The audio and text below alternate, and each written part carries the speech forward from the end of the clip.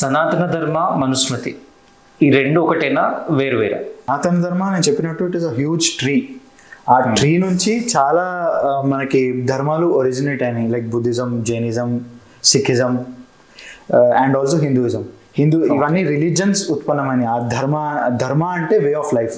So దాని నుంచి ఇవన్నీ బ్రాంచెస్గా ఉత్పన్నమైనవి. సో వీటన్నిటికీ దే షేర్ అ సనాతనిక్ what you say roots.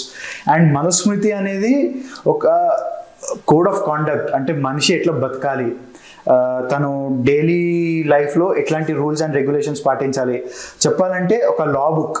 Vishnu పురాణంలో కృష్ణుడి అవతారం టైంలో ఒక స్టోరీ ఉంటుంది. సో దాన్ని you can correlated to Interstellar movie అనమాట.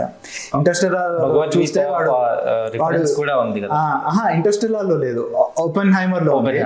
ఇంటర్స్టెల్లార్ లో వాడు ఇక్కడ నుంచి మూన్ మీదకి వెళ్తాడు, మూన్ లో వాడి స్పేస్ షిప్ ఖరాబ్ అవుతుంది. సో వాడు రిపేర్ చేసుకొని వచ్చేవరకు వాడి డాటర్ ముసల్ది అయిపోతుంది, వీడు యంగ్ గానే ఉంటాడు.